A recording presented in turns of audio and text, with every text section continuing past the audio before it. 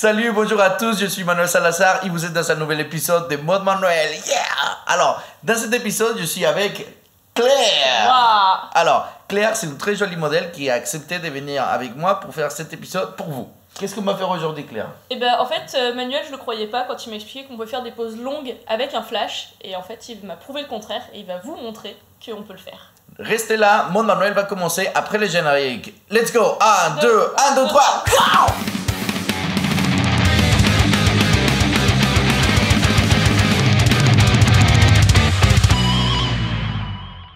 Dans cet épisode, on va essayer de faire une photo un peu dans le style sportif. On a eu l'idée de faire une photo dans laquelle on peut utiliser du flash pour créer une image qui fait un mouvement d'une personne qui est en train de faire du sport. Donc le but, c'est pas vraiment de figer la personne parce que sinon on sent pas cette idée de mouvement.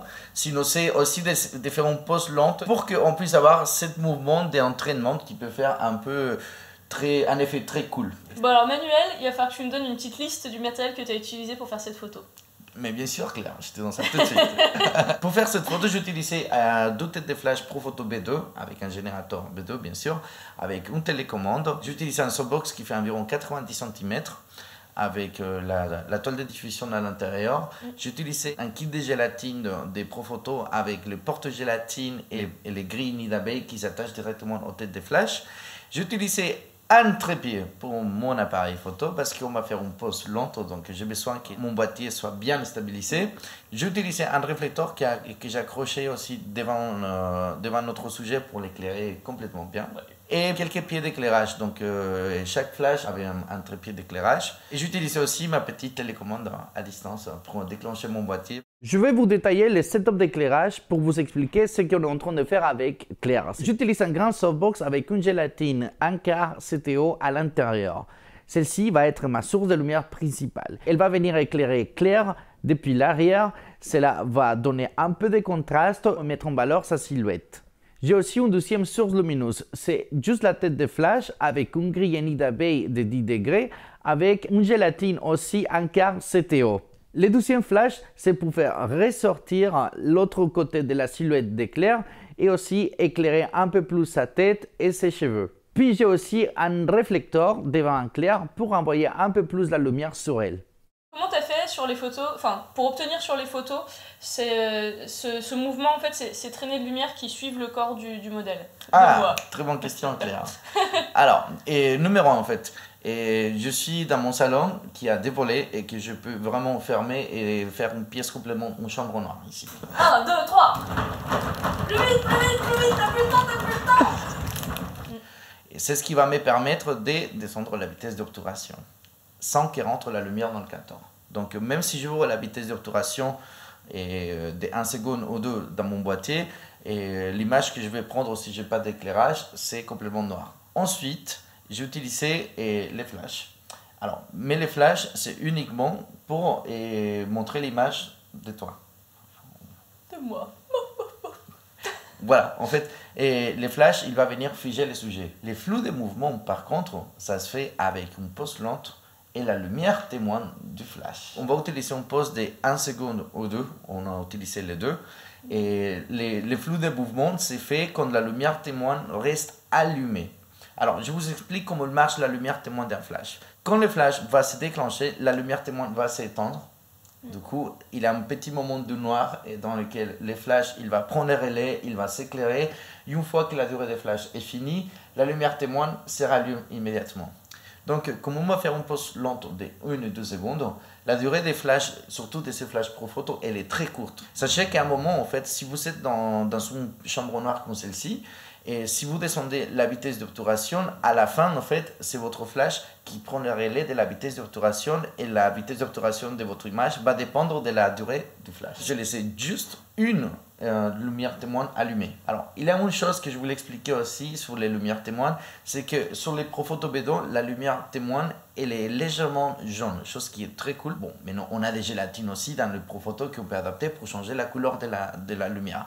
Mais la lumière témoin, elle est jaune. Et la lumière du flash, elle est blanche. Pour faire cette mélange et cette transition un peu mieux entre les flashs et la lumière témoin, j'utilisais des gélatines qui vont rajeunir un peu la lumière du flash quand il va se déclencher. Donc la lumière qui est déjà jaune, elle devient plus jaune parce qu'elle va toujours rester allumée parce qu'elle passe aussi à travers la gélatine, mais la lumière du flash aussi, elle va se rajeunir et va être un peu moins blanche. C'est ce qui va permettre une homogénéité plus importante dans l'image finale. Et avec Profoto, on a des kits de gélatine qu'on peut choisir les couleurs. On ne l'a pas fait parce qu'on n'a pas eu beaucoup de temps, mais j'aurais pu changer les couleurs de la gélatine pour rajouter des autres effets. Donc on a plusieurs types de couleurs de gélatine qui s'attachent directement à la tête de flash et c'est ce qui me permet vraiment de changer la couleur de l'image que je veux comme je veux. Et du coup, aussi pour la couleur de flou de bouger, il y a deux choses qui peuvent être en considération pour la couleur. Numéro 1, ça va être la lumière, et je vais l'appeler ici lumière continue, qui reste pendant le flou. Et la couleur de cette lumière va avoir un impact sur le flou, mais aussi les couleurs des vêtements. C'est-à-dire que si tu avais eu des vêtements fluorescentes, vertes, les trucs qui pètent les yeux, en fait, on aurait eu un trait de tes vêtements qui aurait été de la couleur de tes vêtements. Oui, alors que là, du coup, on avait un t-shirt, enfin le t-shirt que j'ai là, c'est légèrement gris, qui permet de ne pas avoir d'accrochage de lumière sur le t-shirt pour avoir des traînées qui soient que sur les parties peau du corps. Exactement. Il y a une autre chose que je voulais vous expliquer, c'est que on a essayé deux choses. C'est la synchronisation des premiers rideaux et la synchronisation des deuxièmes rideaux. Alors Manuel, explique-moi ce que c'est le premier et le deuxième rideau et la synchronisation avec du coup ces fameux rideaux. Bien sûr. Notre obturateur a deux rideaux. C'est ça qu'on appelle le premier et le deuxième rideau. Okay. Alors, le premier rideau, c'est celui qui couvre les capteurs pour empêcher que la lumière elle rentre. Quand on déclenche l'obturateur, le premier rideau, il descend pour exposer les capteurs à la lumière. Okay. Ensuite, on a le deuxième rideau qui vient fermer et clôturer l'exposition ou le temps d'exposition de notre capteur. Et la synchronisation des flashs au premier rideau, c'est tout simplement que le flash il va se déclencher au moment que le premier rideau descend et que laisse complètement le capteur exposé à la lumière. À ce moment-là, le flash il va se déclencher. Ensuite, on a le deuxième rideau qui vient fermer l'exposition normalement. La synchronisation des deuxièmes rideaux, c'est tout simplement que le flash il va se déclencher juste avant que le deuxième rideau commence à se fermer. Donc, c'est-à-dire qu'on a les premiers rideaux qui descendent et selon le temps d'exposition qu'on a, juste avant que le deuxième rideau va se fermer, le flash il va se déclencher et ensuite va continuer à se clôturer pour fermer le capteur et éviter l'exposition.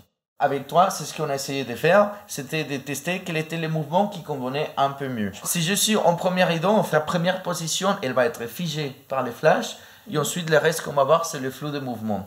1, 2, 3. Ah oui, mais merde du coup. Allez, 1, 2, 3.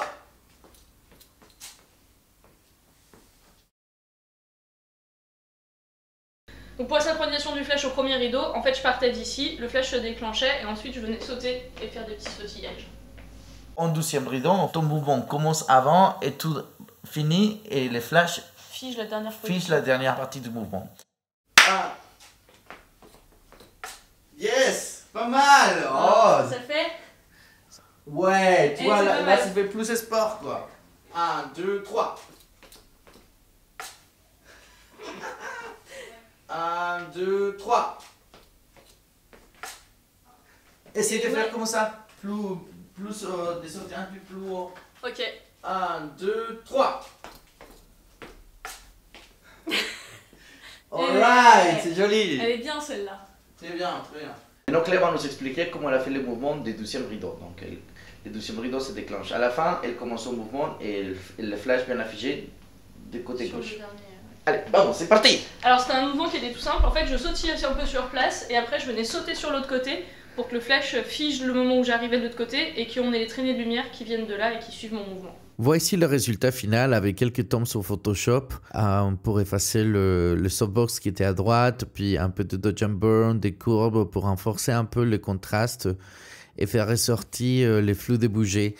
J'ai aussi rajouté un petit filtre de flou directionnel qui se voit légèrement sur l'oreille droite. C'est histoire de vraiment juste donner un peu plus de vie au mouvement qu'il avait fait. J'espère que sur cet épisode, vous avez appris un peu plus sur comment faire une photo avec du flash et une pose lente, un peu plus sur la synchronisation du premier et deuxième rideau, et aussi comment mélanger la lumière ambiante avec la lumière témoin et l'utilisation des gélatines. On arrive à la fin de notre épisode. Merci à tout le monde d'avoir regardé Mode Manuel. Alors, si ça vous a plu cet épisode, c'est le moment de faire un pouce vers le haut. On peut en faire plusieurs. Merci Claire d'être là. Bah, je t'en prie, ça m'a fait très plaisir. Santa, cet épisode n'aurait pas pu être possible. Si vous voulez suivre le travail de cette jolie demoiselle, vous pouvez le faire sur son Flickr. Ouais. Et puis aussi... J'ai une page Facebook aussi, c'est Claire Small Vixen Model, c'est pas très dur à trouver. Et pour le coup, Manuel, vous pouvez le retrouver sur Facebook, il a une page Manuel Salazar Photo sur laquelle vous pouvez retrouver tout son travail. Si vous voulez continuer à apprendre des choses sur le studio, et j'ai aussi quelques formations sur F1.4, donc une formation de tes agences, une formation sur les portraits d'entreprise, si vous intéresse, les liens sont sur la description. Si vous voulez continuer à nous voir faire des conneries comme ça, abonnez-vous à la chaîne de YouTube de F1.4 pour continuer à voir des épisodes de Mode Manuel. Visitez aussi le site de F1.4, on a plein de formations pour faire de vous un meilleur photographe. Claire, tu sais, à chaque épisode, et je fais venir un invité, et j'essaye de faire un petit truc symbolique à la fin, donc c'est juste un truc pour bien se marrer. C'est Ok. Headbanging. Ok. Headbanging. Ok. T'es prête? Ouais, je suis prête. Allez, 2, 3. Mode Manuel vous dit salgan, diviértanse, tomen muchas fotos y nos vemos la próxima vez. Checking out 1, 2, 3, 1, 2, 3, go!